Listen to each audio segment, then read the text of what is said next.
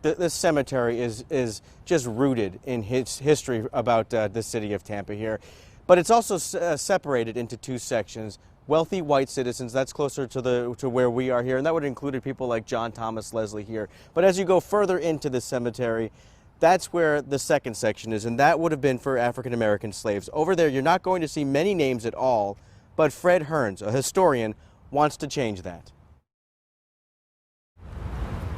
A walk through Oaklawn Cemetery. The city of Tampa's long-established first public burial ground is like taking a stroll through Tampa's history. Our story is directly tied to Oaklawn Cemetery, more than any other one location I can think of. Well-known names like Vicente Ybor and William Ashley mark the gravestones. Most of the city fathers and mothers are buried here at Oaklawn Cemetery. But as you walk among the tombstones, and it probably begins right about here, you'll come to an area in Section 4 where there are none. No gravestones, no names, just a grassy field that has the attention of historian Fred Hearns. From here on back is where, who knows, 40, 50, 60, who knows how many blacks are buried in this area. Hearns believes this is where dozens of slaves were buried in the late 1800s. They would have been buried in a segregated area. This is it. There are a few markers for the indentured servants. One simply reads, Adam, lynched in 1859.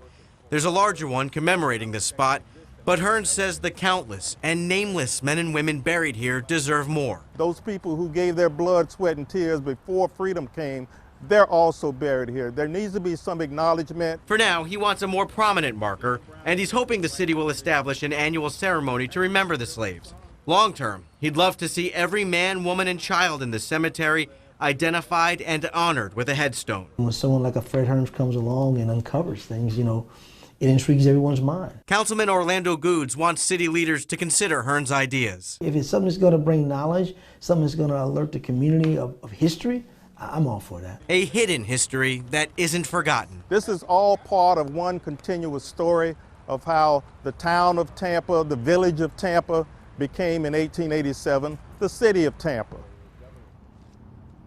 And there's a chance that this effort to uncover all of the history at this cemetery could help land it on the National Register of Historic Places. City leaders and USF researchers 2 years ago tried to begin that process, but now with renewed interest, we'll see how that moves forward.